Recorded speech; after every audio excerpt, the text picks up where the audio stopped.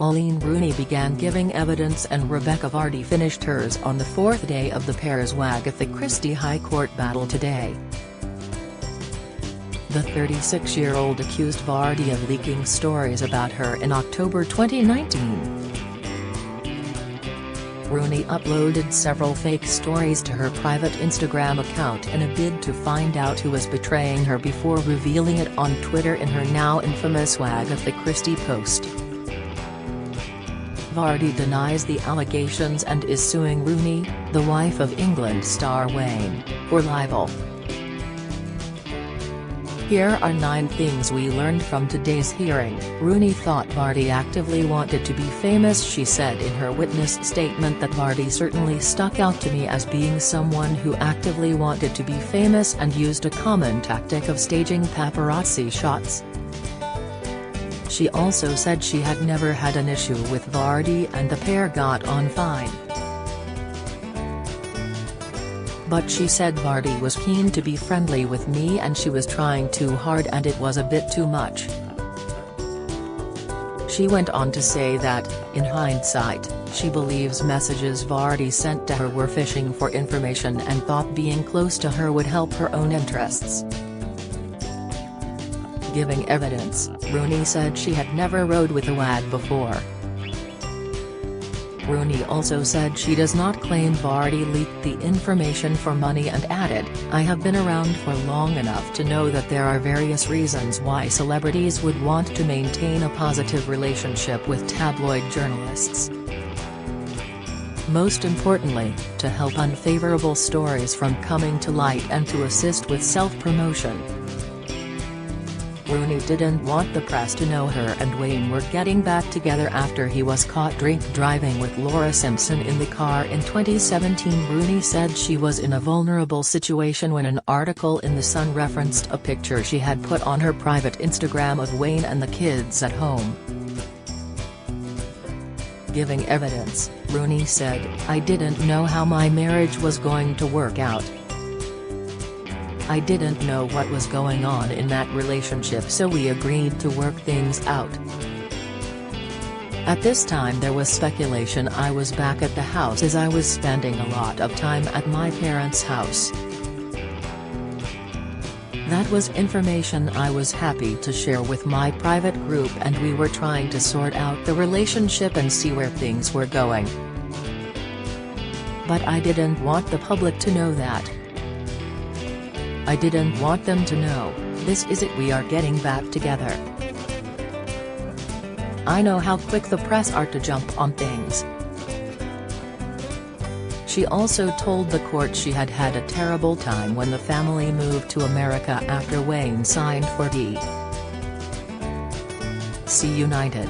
She explained she had never believed in homesickness until the move to Washington and she cried every night as she missed her family in the UK. When Rooney first published the Wagatha tweet, she claims Vardy asked her "WTF is this?" in her witness statement. Rooney said that, after she posted her Wagatha tweet, Vardy messaged her with a screenshot of the post and said, "WTF is this?" In a phone call Vardy then said it must have been Rooney's PR, Rooney claimed. Rooney claimed Vardy had told her that a team of people had access to her account. Rooney said, "I felt like Becky was just completely changing her story. I got the impression that Becky had been caught red-handed and was like a rabbit in the headlights." Vardy said she felt bullied while giving evidence to the court as Vardy completed her evidence this morning. Her barrister Hugh Tomlinson QC asked her, "How have you found giving evidence in this case?" "Exhausting, intimidating, I feel like I have been bullied and manipulated," she said. Asked why she chose to go ahead with the legal action, Vardy said, "Because I didn't do anything wrong and I wanted to clear my name, not just for me but for my family and for my children." Rooney said the leaks affected her relationships. In her witness statement, Rooney said the alleged leaks messed with her head, explaining, "Going through the Instagram accounts of friends and family one by one and assessing whether or not you thought they were responsible for leaking information about you to the Sun was a horrible exercise. One of the most difficult aspects of having to deal with information from the private Instagram account being leaked to the press was the strain that it had on my relationships. It was horrible having friends think that they were under the microscope and needed to explain themselves." Rooney had ruled out reality stars Dawn Ward and Leanne Brown as being responsible for the leaks. Rooney said she went through her list of followers to narrow down who could be responsible for the leaks, and ruled out Real Housewives of Cheshire stars Dawn Ward and Leanne Brown. She said in her statement, "I have known them since I was around 18 years old and I had a social connection with them and have been with them at numerous private social events over the years and nothing had ever been leaked about those events." Giving evidence, she said, "I have been in their social circles many times. There is information that could have leaked that's never leaked." Rooney said reading Vardy's messages about her late sister made her sick. Rooney said, "It knocked me sick when she read a message from Vardy to Watt about her late sister Rosie and said it was really low and sad." Rosie, who suffered from Rett syndrome, passed away, aged 14, in 2013. Vardy is said to have suggested to Watt, "Maybe I should say something about Rosie" when discussing how Rooney appeared to have unfollowed her on Instagram in February 2019. Earlier in the trial, Vardy denied suggesting that using the anniversary of Rosie's death could be the peg to message Rooney. Rooney says the Wagatha tweet came after a long investigation. Rooney said in her witness statement that she first started to suspect Vardy was leaking her stories in January 2019, due to her relationship with the Sun newspaper, her desire to be famous and the messages she had sent her. She said she uploaded a few dummy-run stories to test if she could block all of her followers except Vardy before launching the sting, initially for a few days, in April 2019. When none of her stories made their way into the papers, she re-added her other followers to her stories, the court heard. She said in the statement, "Nobody knew the details of what was going on apart from me. It killed me not telling anyone about it, but I managed it." In August, Rooney said she relaunched the sting with a real mix of stories ranging from mundane posts to content which I thought was more likely to be of interest to the Sun.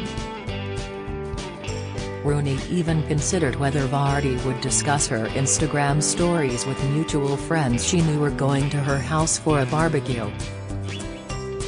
She then added those friends to view her Instagram stories with Vardy so she would not realize she was the subject of a sting.